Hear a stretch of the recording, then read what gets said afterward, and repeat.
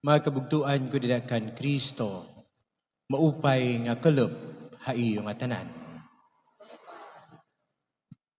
Have you asked yourself, kay ano nga nasring ka ngani nga ditim uyab or tim asawa, I love you with all my heart. Kay ano nga amoy aton pagpakita or pagpahayag hit aton paghigugma. Kay ano nga diri ka nasring arog or lablab, I love you with all my baga. Or I love you with all my apdo. Or I love you with all my meripilya. Kaya ano nga diri ka nasugad? Kaya ano nga, you see, I love you with all of my heart. Mga kabugtuan ko kan Kristo, yan ang adlaw, aton ginsalin orog, ang solemnidad, ang gisantusi nga kasing-kasing ni Jesus. Tulo nga puntos, iton akon karuyag igpahamtang para hit aton pamalandong yana. Una, the heart as a symbol of true love and life. Kay kun aton kikitaon, open times gisayunit pagsiring nga I love you. Mapakiana kita, ano ba'y panigamnan nga nahigugma ka? Ngin kinikilig ka? Ngin nagblablash ka? Nakita ka, hitim paborito or hitim sangkay. Siguro, kung natin gagkalawan, hin mas halarom nga pagkalaw, love is not just all about emotion. It's not all about feelings. Bisa ka pa'y magkinurog hit bugos nga adlaw, hinakita ka hitim crush, or bisa ka pa'y mag-upload, imbis nga mag-blablash ka lang, mag-upload ka tungod hitim sobrang nga paghigugma, diriit asya. Because love is something that we have to act on. Itong tinuod nga paghigugma, hindi rin nakikita, hit aton giniyayakan, kundi nakikita, dida hiton buhat. Amo man yani, nga masring yani, love ko itira mama, love ko itira papa, pero pag susugo haim, diretso ka mamusdot, ako nala perme. Tinatawag ka pala ngani, kay lilihugon ka, maraot na diretso imbuot. And yet, you say, I love you, mama, I love you, papa. Masaring ka ngani nga, I love you, arog, bisa pait aga, udto gabi, ngin kahubog ni, itim pagkulaw, itim asawa, punching bag. Waray tinuod niya paghigugma. It's not all about nga sinaring ka nga I love you, kundi it's more on how you act on the love nga imo ginsisiring. Sangli ti Kristo, ano niya siring? Itong gihataasi nga form him pagigugma, kun andam kahin pag-ula, hit imo kinabuhi. It's not just because you say I love you, okay na. But it's something that you have to do didahit imo kinabuhi. The second thing nga dapat natin makita, kung natin kukulawan, itong imahin, itong Sacred Heart, iya kasing-kasing in may da corona nga tanok. Just imagine, itim kasing-kasing may corona nga tanok, ngan kada pagtitibok, matutusok, hiton corona nga tanok. Do you think magpapadayon ka pa hin paghigugma? Do you think magpapadayon pa ba hin pagtibok itim kasing-kasing kay masuol? But this is the reality didahan paghigugmahan Diyos. Sanglit waraya kahadlok hin pag-ula han iya kinabuhi. May dasiringanon nga love even if it hurts. Kung natin kikitaon, open times it at paghigugma are expressed itong mga butang nga aton iginhahatag. Halimbawa, may danim kwarta, nahatag kahit yung mga hinigugma, ayade, pahalipay. But the question is, naabat ka ba hinsuol while you give? Kay kun wara pa paghigugma. Have you observed, may dangay naton mga relief, ano tat pinanahatag, it diri ta nagagamiton, it mga sinutan, it mga lawlaw na, it mga diri na panihigamitan, pero never kita nga mahatag hinbag o nga bado. Kay ano? Kay makuri. Wari ko pa'y gamita, bago it, mahal it. Pero that is love. Masuol. Sanglit diri ka pa nga ni sinusulan, diri pa it asya it paghigugma. Diri nga sinusulan ka kay ging kastigo ka. Diri nga sinusulan ka kay battered wife ka.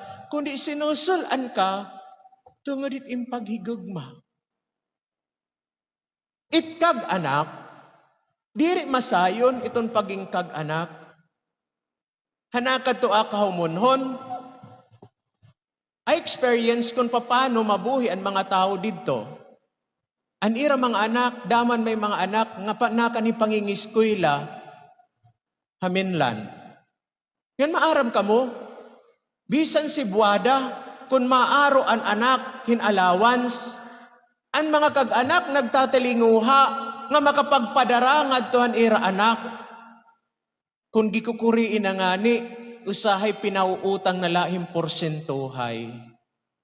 Pero the sad reality, ang mga anak, ang mga asta, pero yung pinamumurutlaan kwarta dito, haumonhon. Pag-aabutan allowance, irignom. Pag-aabutan allowance, girimik. Barakasyon. Is that how we love our parents? Something that we have to look at, didit aton kinabuhi. Open times kung aton kukulawan, gudti panganit kabataan, hands-on it mga kag-anakin panginano.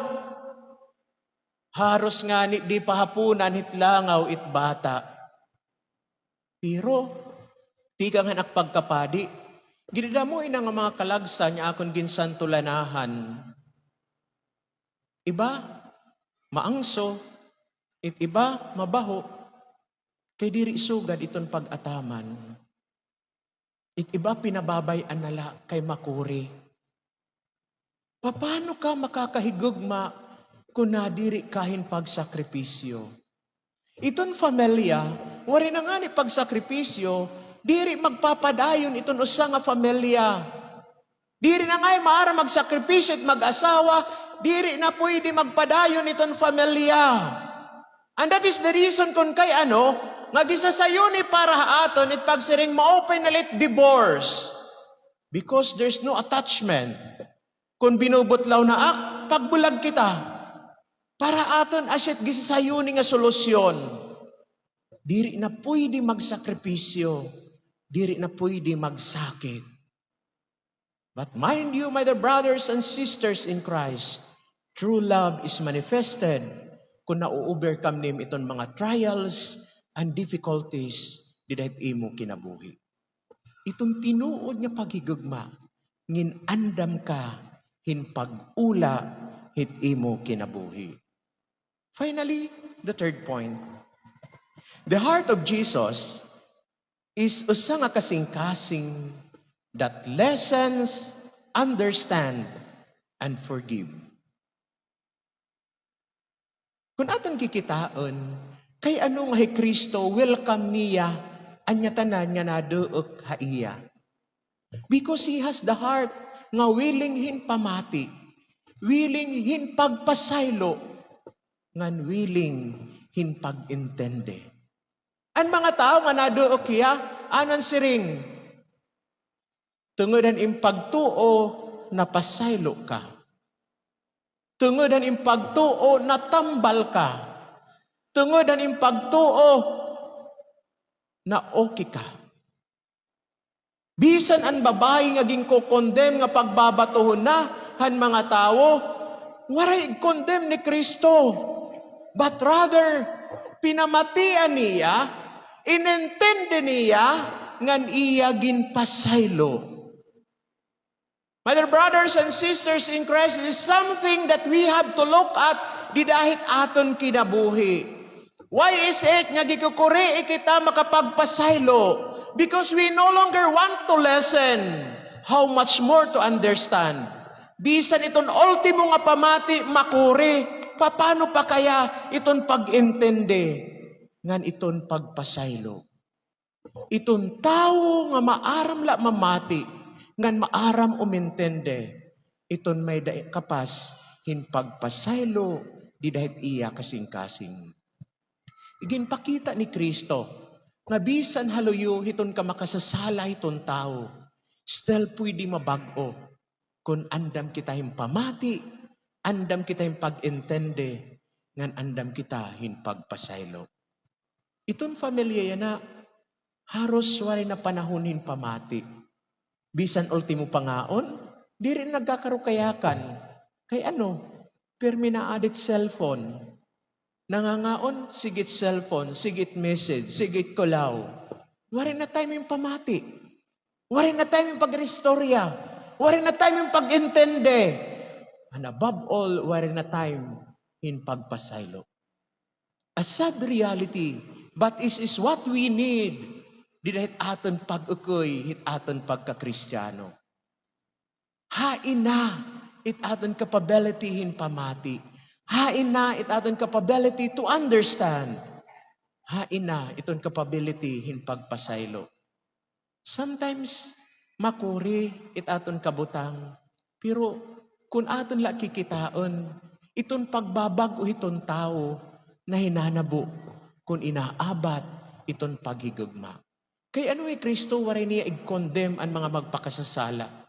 Bisan ang nakadtuan iya tupad, han cross, han mamamatay na, iyagin pasaylo, iyagin siring, iya na mismo, iguupod na ikaw, ngadto ha paraiso. Tungod kay ano? Kay pinamatian ni Kristo ang iya hingyap.